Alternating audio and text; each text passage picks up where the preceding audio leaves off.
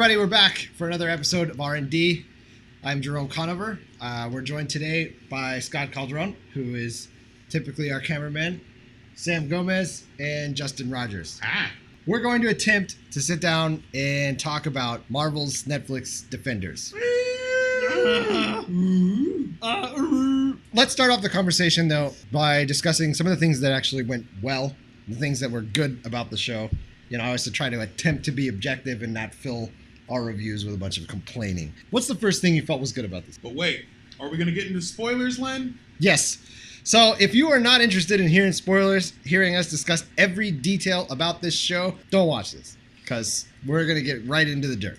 Spoil the Meat and potatoes of everything. Yep. So the thing that I first appreciated about this show was it redeemed Finn Jones as Danny Rand. I was like, all right, you're Iron Fisting a lot more than you did in the last season. It was almost kind of a reboot, sweep under the table, kind of like, no, this is Danny Rand Iron Fist. He's only kind of sniveling a little bit. But he was a little better in the character development. Yes, so sir. I like that. They definitely did a better. I appreciated that they gave Danny's character a bit of a purpose in this story, as he's the one who's kind of like, yes, we should be a team. This is our purpose, and this is what we should do. Mm-hmm. A lot of people were complaining that it was a slow burn at first, but I actually felt like the pacing was pretty decent. It moves along, and you don't really question it. A lot of the movement of the story did sort of feel organically like they got to where they were supposed to be. The other thing that we discussed is that we're happy that the show answered some of the questions that are lingering from each of the individual series from these characters. Who is the Chase? You found that out, and then they got wiped out just as quickly as you found them out. Yes. I was disappointed that it wasn't the bank, and I was upset. Chase I Bank. canceled my account. We are the Chase. Oh, man. Enjoy your transaction today, sir, or else. They were just distributing credit, lines of credit. But you're right, yeah, it did answer a lot of like pickup questions, which was good. I mean, that's what was nice about the pace. Is at first I was concerned because I'm thinking halfway through. And then I started realizing it was a lot of the catch-up. It's just, you had to see where everybody was and where they had been, and all the things that were kind of connecting them to this point. So once it got there and it moved beyond that halfway point, I felt better. I felt like it made sense. It just felt like they took a movie and kind of chopped it into episodes. And I was like, okay, I see why they laid it out like this. So. Exactly what me and Len talked about before the show premiered. Are they going to structure it like a movie, just more stretched out? So very concise. Yeah. One of the other things, you have one more thing or no? Yeah, to go with the kind of just thinking about it now, we didn't discuss it in our pre-meeting, where kind of like how The Defenders is the Netflix Avengers movie where everyone finally gets together. I feel that it weirdly brought things together a lot easier within the pacing in this show than kind of the Phase 1 movies did with Avengers, because they still didn't, in Avengers it just seemed like, oh, Loki's scepter, that's how reason why they're all there. Well, it's to me it weirdly seemed more natural, and like plot points of all those different shows made a little more sense once it got to the Defenders. While all the movies were all single, single stories that then kind of built to the Avengers. Yeah. So, I mean, that almost gets into what the next point is, which is the character chemistry. One of the coolest things to see about the show was, yes, to finally see all of these characters in a room together, and I think they succeeded in sort of showing off, how these characters would get along with each other and what would happen when they have conversations. They got into some of the early ideas of Heroes for Hire and how Luke Cage and Danny Rand sort of get along together. And so, in anyone's opinion, who had the best character interaction between two characters? Just between two. Any opinions?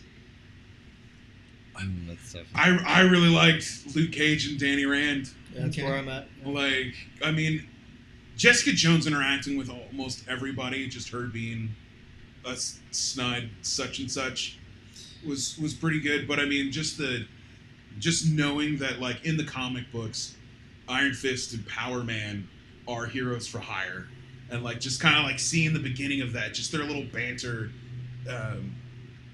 was pretty good. While like Luke Cage really just tries to be super grounded and it's like, you're making no sense. It seems like you're making this up. Even though Well, he Danny forgets Rand- how extraordinary he himself is. Right. Well, Danny Rand's just like, yeah, dude, I punched a dragon in the chest. It's like, what? You just a rich white boy. Like, what are you talking about? There's real shit going on. Yeah. But see, that's where also I kind of appreciate that they were putting Daredevil. Sorry, I'm gonna go with what he actually should have been called the entire series. Not Yes! the devil. Not the Daredevil. devil. Daredevil Not the kitchen devil. and Jessica Jones. They had a fair like amount an of decent appliance. interaction between the two of them, Yeah. and I felt like that made sense too because he was all, I don't know what I'm doing. My parents were killed in the alley while they were getting robbed, type of brooding thing. And she was more of like, shut up. Quit with your crap. Shut up.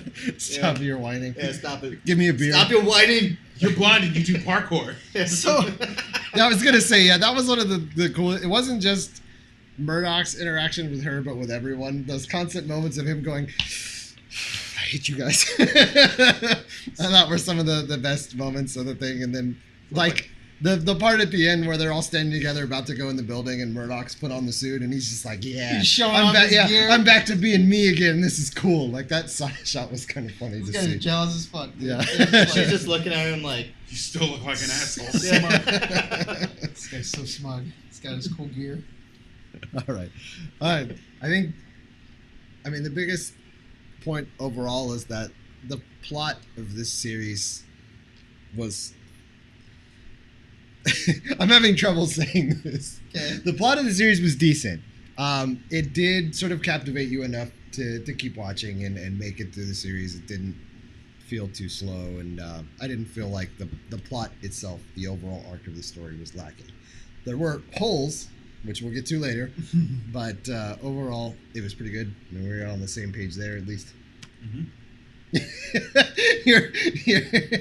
You're grinding your teeth. there was a point A and B. That's the important part for the story. At least they had that part. I wasn't constantly looking at my phone like, how much longer Yeah, is how long this? is this episode? Like, and that's where the pacing also kicked in and was good for the show. Like, it was a simplistic enough plot. Like you did know who the good guys were. You did know who the bad guys were. It really wasn't like, these guys are kind of bad. Like, Even though they kept throwing out, we're really much the same speech several times. yeah, we all the same. That's true. Except They for the would part- save that for the what went wrong section. Except for the part in the middle that we'll come back to about the whole Luke Cage white hat. So, that was the only kind of questionable part for a little bit until you kind of realize something. Along the lines of the character chemistry, it was also good to see how well each of these characters had a purpose in the team. Jessica being sort of the sleuth doing the detective work behind the scenes. Murdoch being basically the team's radar. He sees things or hears things coming before they get there. What's up? Nothing. You're raising your head. You mad about his scarf? No, I was just trying to like physically mime what each their role is. Like radar, get it? Okay, so what's your physical mime for Luke Cage being the tank? That's the tank. And Danny Rand being. Okay, so There you go. He's the money. See, I don't think they did that. But they didn't really Yeah, go could've- into him having money. Yeah. You went a different way. I was gonna go like this. This branch just slid right in the club band. What up, sock cuckers? And just started throwing money everywhere. I'm guess- dropping my superpower of privilege on you guys. Oh,